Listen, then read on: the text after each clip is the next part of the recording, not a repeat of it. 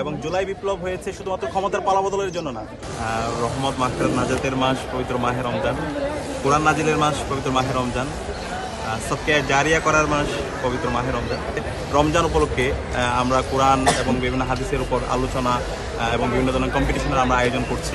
তো আলহামদুলিল্লাহ এই যে চমৎকার আজকে একটা আমরা পরিবেশ পেয়েছি, এই পরিবেশটা পেয়েছি আমাদের জুলাই বিপ্লবের শহীদদের মাধ্যমে।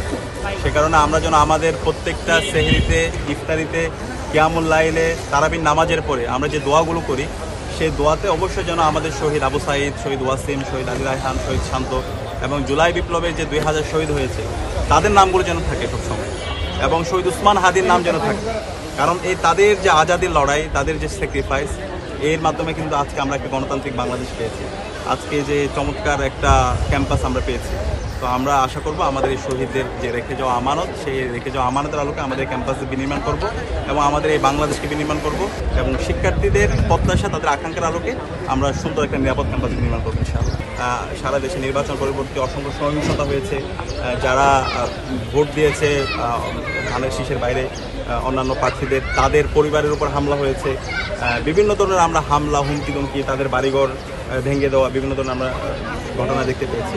আমরা আশা করব এই ধরনের যারা হুমকি এবং সহিংসতার সাথে যারা জড়িত আছে তাদেরকে যেন দ্রুত সময়ের মধ্যে বিচার আওতায় নিয়ে আসা হয়, এবং সাংবাদিকদেরকে যারা হামলা করছে, আমরা সম্প্রতি দেখতে পেয়েছি সরকারি উদ্যানে সাংবাদিকদের উপর হামলা হয়েছে, ঢাকা বিশ্ববিদ্যালয়ের শিক্ষার্থীদের উপর হামলা হয়েছে।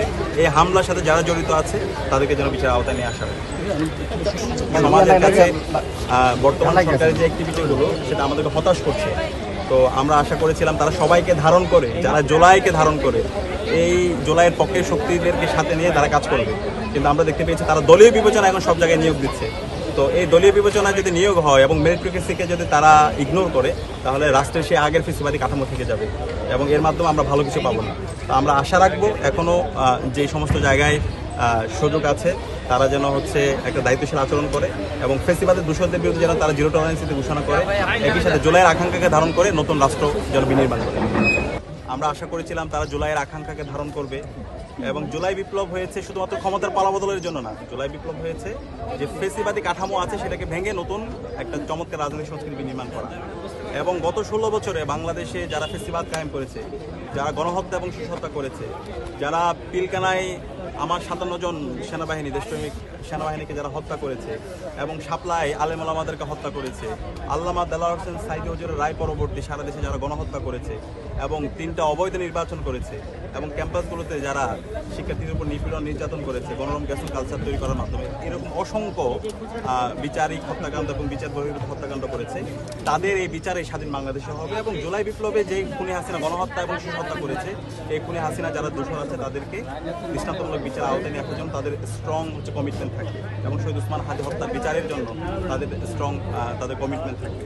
কিন্তু 10 দিনের অ্যাক্টিভিটি দেখে আমার কাছে মনে হচ্ছে তারা জুলাই আকাঙ্ক্ষাকে ধারণ করছে না, তাদের অ্যাপ্রোচ, তাদের কথাবার্তা, তাদের আচার আচরণ সব কিছু। এবং আমরা দেখতে পাচ্ছি ফেসিবাদের যারা দোষর আছে তাদের জন্য বিভিন্ন জায়গায় তারা তাদের রাস্তা উন্মুক্ত করে দিচ্ছে। আওয়ামী লীগের যে বিভিন্ন অফিসগুলো আছে সেই অফিসগুলো বিএনপি নেতারা খুলে দিচ্ছে, এবং আমরা দেখতে পাচ্ছি শাহাবুদ্দিন চুপু যে ফেসিবাদের দোষর, তাকে নিয়ে তুষমতি হচ্ছে। তো এবং আমরা দেখতে পাচ্ছি বিভিন্ন জায়গায় মব তৈরি করে সাংবাদিকদের হেনস্থা করা হচ্ছে, এবং গতকালকে আমরা দেখতে পেয়েছি গভর্নরদের উপর মব করে তাকে বের করে দেওয়া হয়েছে, এবং এখন টিভির 4 জন সাংবাদিককে তাদেরকে শোকজ দেওয়া হয়েছে যারা জুলাইয়ের পক্ষে শক্তি ছিল। একইভাবে আমরা অসংখ্য এরকম ঘটনা দেখতে পাচ্ছি বিশ্ববিদ্যালয়ের বিভিন্ন বিশ্ববিদ্যালয়গুলোতে হুমকি দেওয়া হচ্ছে শিক্ষকদেরকে। তো আমরা এই জুলাই বিপ্লব পরবর্তী নতুন বাংলাদেশে এই ধরনের মবের সংস্কৃতি আমরা দেখতে চাই না। আমরা এমন সংস্কৃতি দেখতে চাই না যেখানে জুলাইয়ের আকাঙ্ক্ষাকে ধারণ করা হয় না, বরং ফেসিবাদের দূষকদেরকে স্পেস দেওয়া হয়। এবং আমরা অনুরোধ করব নতুন যে সরকার তারা যেন জুলাইয়ের আকাঙ্ক্ষাকে ধারণ করে।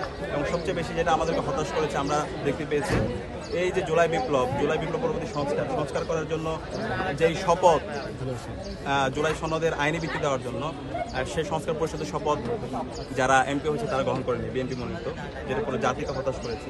তো আমরা আশা করবো এখনো সময় আছে, জুলাইয়ের আকাঙ্ক্ষাকে যেন তারা ধারণ করে। এই জুলাই বিপ্লবের মাধ্যমে আজকের নতুন বাংলাদেশ, আজকের আজাদি, আজকের এই সব কিছু। সুতরাং এই জুলাইকে কেউ যদি ডিনাই করতে চায়, অস্বীকার করতে চায়, এবং ফেসিবাদের দোষরদেরকে যদি কেউ আবার জায়গা করে দিতে চায়, আমরা তরুণ প্রজন্ম বেঁচে থাকতে আমরা তা হতে দিব। আমরা আমরা আমরা আমরা প্রয়োজনে আবার রাজপথে নামবো, আমরা এই জুলাইয়ের আকাঙ্ক্ষার আলোকে নতুন বাংলাদেশ আমরা বিনির্মাণ করবোই। বাংলাদেশের যে তরুণ প্রজন্ম আছে, সে তরুণ প্রজন্ম তারা জাগ্রত আছে। সুতরাং জুলাইয়ের সাথে যদি কেউ বিট্রে করতে চায়, শহীদদের সাথে যদি কেউ যদি প্রতারণা করতে চায়, আমরা বেঁচে থাকলে আমরা তা হতে দিব না। আমরা এখনো সময় দিতে চাই। আমরা দেখতে চাই প্রধানমন্ত্রী থেকে শুরু করে যারা সরকারে আছেন তারা জুলাইয়ের আকাঙ্ক্ষা ধারণ করে এবং জুলাইয়ের আকাঙ্ক্ষা ধারণ করে এই নতুন বাংলাদেশ বিনির্মাণ করবে।